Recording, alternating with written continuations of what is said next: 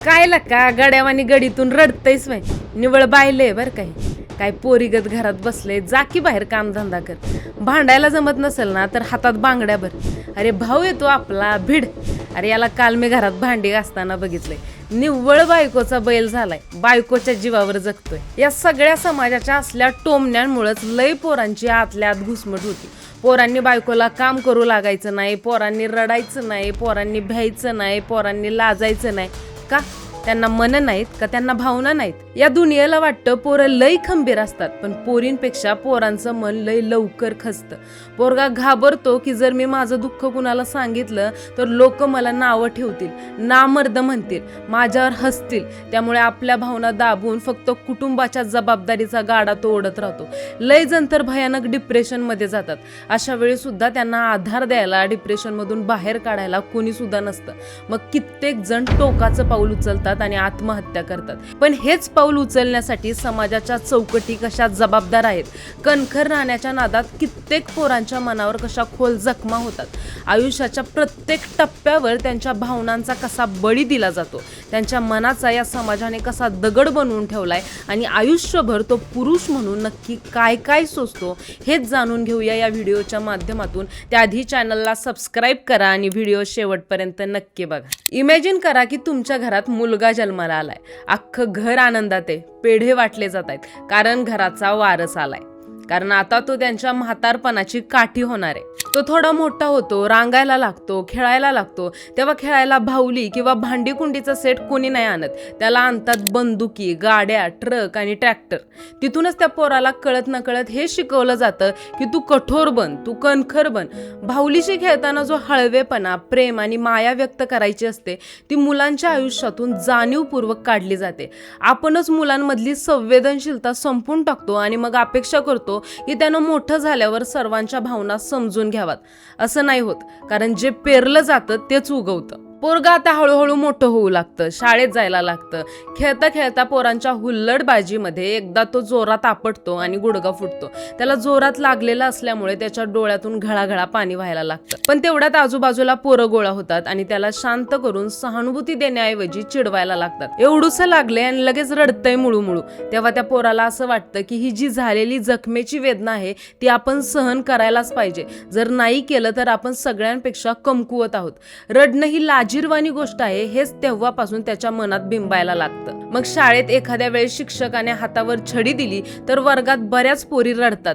पण हे पोरग किती बी जोरात लागलं तरी दातवट खाऊन का होईना हे रडणं आवरतं आणि डोळ्यातून एक टिपूस पण खाली पडू देत नाही. कारण त्यानं मागच्या वेळेस धडा घेतलेला असतो की रडलो तर आपण कमकुवत ठरू आणि पोरं आपल्याला अजून चिडवतील. आता ही सवय फक्त शाळेपुरती उरत नाही. अशा वेगवेगळ्या प्रसंगातून तो असं बऱ्याच वेळा करतो आणि तो त्याचा स्वभाव बनून जातो. मुलगा आता 20-25 पोहोचतो. शरीरानं तो मोठा झालेला असतोच, पण आता समाज त्याच्या खांद्यावर जबाबदारीचं ओझं टाकायला सुरुवात करतो. घरातले आणि शेजार पाजारचे म्हणायला लागतात, आता बापाची चप्पल पायात यायला लागली, आता कामधंद्याचं बघा. त्याला सारखं हेच जाणवून दिलं जातं की तुझी किंमत तू माणूस म्हणून किती चांगला आहेस यावर नाही तर तू किती कमावतोयस यावर अवलंबून आहे. जर चांगली नोकरी लागली नाही किंवा करिअर मध्ये मागं पडलो तर जग आपल्याला टाकाऊ समजेल ही भीती सारखी डोकं वर काढत असते. स्वतःच्या स्वप्नांपेक्षा त्याला कुटुंबाचा गाडा ओढण्याची चिंता जास्त सतावू लागते. यात भर पडते ती तुलनेची. एखादा मित्र सेटल झाला किंवा नातेवाईकातल्या मुलानं प्रगती केली की घरातून टोमणे सुरू होतात. तो बघ कुठं पोहोचलाय आणि तू अजून इथंच. हा मानसिक ताण तो कोणापाशीच बोलू शकत नाही. मुलांचे मित्र खूप असतात. कट्ट्यावर हसण्या खेदळण्याला तोटा नसतो. पुरुषांच्या मैत्रीत राजकारण, खेळ, गाड्या किंवा चेष्टा मस्करी यावर तासनतास चर्चा होते. पण दोन मित्र एकत्र बसून आज मला खूप भीती वाटतेय किंवा मी आतून तुटलोय असं कधीच बोलत नाहीत. कारण पुरुष रडत नाहीत आणि आपली भीती कुणासमोर उघडी करत नाहीत हे त्यांच्या डोक्यात पक्क झालेलं असतं. आता वय होतं लग्नाचं. घरचे स्थळ बघायला सुरुवात करतात. तो प्रामाणिकपणे नोकरी करत असतो, पण दुसरीकडे समोरून येणाऱ्या अपेक्षांचा डोंगर मात्र आभाळाला टेकलेला असतो. मुलगा पुण्यात किंवा मुंबईत सेटल पाहिजे, स्वतःचा फ्लॅट पाहिजे, 4 चाकी गाडी पण पाहिजे आणि पगार तर लाखांच्या घरात पाहिजे. या अटी ऐकताना त्या पोराला आतून वाटायला लागतं, मी इतका नाकामयाब आहे का? आपण माणूस म्हणून किती चांगले आहोत, आपला स्वभाव कसा आहे याला कोणाचंच देणं घेणं नसतं. त्याला फक्त त्याच्या पगाराच्या आकड्यांवरून आणि मालमत्तेवरून जज केलं जातं. त्याला टोचायला लागतं की समाजात पुरुषाची किंमत ही फक्त त्याच्या खिशातल्या पैशावर ठरतीये का? मग माझ्या भावनांना, माझ्या कष्टांना काहीच किंमत नाही का? कित्येक पोरांना स्वतःच्या घरी म्हणजेच त्यांच्या गावाकडे राहायचं असतं. काही पोरांना शेती करण्याची आवड असते, पण घरचे म्हणतात तू घरी शेतात किती बी कमवलंस तरी तुला कोण मुलगी देणार नाही. अरे आजकाल पोरीला शहरातलाच नवरा लागतो. तिथं 10,000 का असेना पण शहरातलीच नोकरी पाहिजे. ज्या गावात त्याचं बालपण गेलं, ज्या लोकांशी त्याचं रक्ताचं नातं असतं, ते सगळं सोडून तो काळजावर दगड ठेवून मनाविरुद्ध शहराच्या दिशेनं निघतो, केवळ कर्तृत्व सिद्ध करण्यासाठी आणि लग्नाच्या बाजारात आपली किंमत वाढवण्यासाठी. तो एका अनोळखी शहरात आपलं छोटंसं बिराड थाटतो. कामावर येताना जाताना, बसमधली गर्दी बघताना, ट्रॅफिक आणि प्रदूषणामध्ये जगताना, लहानशा फ्लॅटमध्ये राहताना त्याला सारखी आपल्या गावाची, तिथल्या मोकळ्या हवेची आठवण येत असते. हे सगळं त्याच्या मनाविरुद्ध असतं. या सगळ्या अपेक्षा पूर्ण करता करता तो स्वतःलाच आरोपीच्या पिंजऱ्यात उभं करतो. सतत स्वतःला कमी लेखणं सुरू होतं. तो दिवस रात्र पळतोय, ओव्हर टाइम करतोय, स्वतःच्या इच्छा मारतोय, फक्त समाजाच्या नजरेत सक्षम दिसण्यासाठी. समाजाला दाखवण्यासाठी तो चेहऱ्यावर एक यशस्वी पुरुषाचा मुखवटा चढवतो, पण त्या मुखवट्या मागं तो आतून पार पोखरला गेलेला असतो. त्यानंतर पोराचं लग्न होतं. थोडं आनंदाचं वातावरण घरात असतं, पण बायको आणि आईचं पटलं तर दुधात साखर, पण जर का नाही पटलं तर त्या दोघींच्या मध्ये याचा अक्षरशः सँडविच होतं. एका बाजूला ज्या आईनं रक्ताचं पाणी करून लहानाचं मोठं केलं, तिची माया असते, तर दुसऱ्या बाजूला सगळं सोडून आपल्या आयुष्यात आलेली बायको असते. घरात छोट्या मोठ्या कुरबुरी सुरू होतात, पण या दोघांच्या वादात बळी जातो तो मात्र या पोराचा. त्याला कोणा एकाची बाजूच घेता येत नाही. आईची बाजू घेतली तर बायको म्हणते तुम्ही कधीच माझ्या बाजूने बोलत नाही, तुम्हाला माझी किंमतच नाही. आणि जर बायकोचं पटलं म्हणून तिची बाजू घेतली तर आई म्हणते पोरगा आता बदलला, बायको आली की आईला विसरला. आता या दोघींच्या मध्ये व्यक्त कुणापाशी व्हायचं? आपलेच दात आणि आपलेच ओठ. मग तो फक्त शांत राहतो, दोन्ही बाजू सांभाळत तारेवरची कसरत करतो आणि स्वतःचीच घुसमट करून घेतो. पुढे जाऊन तो स्वतः बाप होतो, तेव्हा त्याच्यावर मुलांचा आदर्श बनण्याचं एक वेगळंच दडपण असतं. त्याला वाटतं की जर मी मुलांसमोर हळवा पडलो किंवा त्यांच्याशी खूप लाडानं वागलो तर मुलं बिघडतील किंवा माझा धाक राहणार नाही. त्यामुळे तो मुलांशी मित्र म्हणून वागण्यापेक्षा शिस्तप्रिय राहण्यावर भर देतो.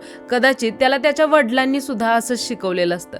त्याला मुलांसोबत खेळायचं असतं, त्यांना मिठी मारायची असते, पण पुरुष म्हणून त्याचं जे एक रूप समाजानं ठरवून दिलंय ते जपण्याच्या नादात, आदर्श बनण्याच्या नादात तो मुलांच्या मनातला लाडका बाप होण्याऐवजी फक्त एक शिस्त लावणारा माणूस बनून राहतो. एखाद्या वेळी जर मुलांच्या शाळेची फी वेळेवर भरता आली नाही किंवा त्यांच्या साध्या गरजा पूर्ण करता आल्या नाहीत तर हा माणूस आतून पार तुटून जातो. त्याला स्वतःचीच लाज वाटायला लागते. एका प्रकारचं गिल्ट त्याच्या मनात राहतं. मी कसला बाप आहे जो आपल्या पोरांसाठी एवढं सुद्धा करू शकत नाही.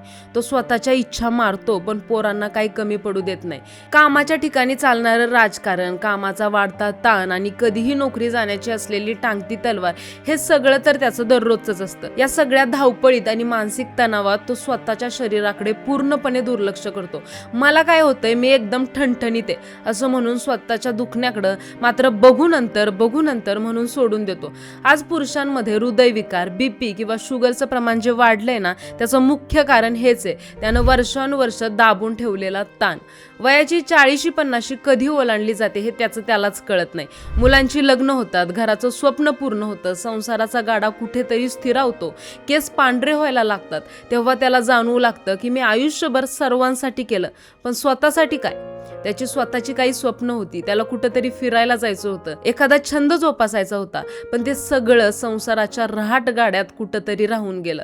पण गेलेली वेळ परत येत नाही. ज्या दिवशी तो कामावरून निवृत्त होतो त्या दिवशी खऱ्या अर्थानं त्याचं जग बदलतं. आतापर्यंत ज्या खुर्चीमुळं, पदामुळं किंवा कामामुळं त्याला समाजात मान होता, ती ओळख एका रात्रीत संपते. त्याला स्वतःचं अस्तित्व शून्य वाटायला लागतं.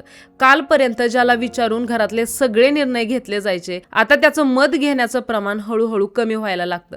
तुम्हाला यातलं काय कळतं? तुम्ही गप्प बसा अशी वाक्य त्याच्या कानावर यायला लागतात. आयुष्यभर जो माणूस घरासाठी झटला तोच जेव्हा म्हातारपणात थकायला लागतो ना तेव्हा त्याची होणारी तडफड कुणीच समजून घेऊ शकत नाही. ज्या हातांनी पोरांचे लाड पुरवले तेच हात जेव्हा थरथरायला लागतात आणि साध्या औषधाच्या गोळीसाठी सुद्धा मुलाच्या किंवा सुनेच्या तोंडाकडे बघावं लागतं तेव्हा त्याला सतत दुसऱ्यावर अवलंबून असल्याची भावना त्रास देते. त्याला सारखं वाटायला लागतं मी आता या घराला ओझं झालोय की काय. आयुष्याच्या शेवटच्या टप्प्यावर जेव्हा तो मागे वळून पाहतो तेव्हा त्याला खूप उशिरा समजतं की खंबीर राहण्याच्या आणि जगाला मर्द दाखवण्याच्या नादात आपण खरंच जगणंच विसरून गेलोय. पण तोपर्यंत खूप वेळ झालेला असतो. त्यानं जगासाठी स्वतःचा बळी दिलेला असतो पण जगाने त्याला कधीच विचारलेलं नसतं की तुला काय हवंय. असं म्हटलं जातं की हा समाज पुरुष प्रधान आहे, इथं पुरुषांचंच चालतं. पण खरं हे आहे की याच समाजाने पुरुषांकडून माणूस म्हणून जगण्याचा अधिकारच हिरावून घेतलाय. जोपर्यंत तो कमवतोय, जोपर्यंत तो कुटुंबाचं रक्षण करतोय तोपर्यंतच त्याची किंमत आहे. पुरुषाला सुद्धा कधीतरी भीती वाटू शकते, तो सुद्धा कधीतरी थकू शकतो, त्यालाही कोणाच्या तरी खांद्यावर डोकं ठेवून रडावंसं वाटतं. हे मान्य करायला हा समाज अजूनही तयार नाही. आपण त्याला कणखर बनवायच्या नादात इतका दगड बनवून ठेवलंय की आता त्याच्या मनातल्या भावना व्यक्त व्हायचा मार्गच बंद झालाय. म्हणूनच माझ्या पुरुष मित्रांना मला एक सांगायचंय की मर्द असण्यापेक्षा माणूस असणं हे खूप जास्त महत्वाचं आहे. समाजाचा विचार सोडून द्या, कारण हा समाज तुमच्या दुःखात कधीच सोबत नसतो. तुम्हाला जेव्हा जड वाटेल, तुम्हाला जेव्हा व्यक्त व्हायचं असेल तेव्हा कुणाशी तरी बोला. रडणं म्हणजे कमकुवतपणा नाही तर आपलं मन हलकं करून पुन्हा उभं राहण्याची प्रेरणा आहे. यावर तुम्हाला काय वाटतं कमेंट बॉक्समध्ये नक्की सांगा. आणि व्हिडिओ जर आवडला असेल तर व्हिडिओला लाईक करा, शेअर करा आणि सबस्क्राईब करायला विसरू नका.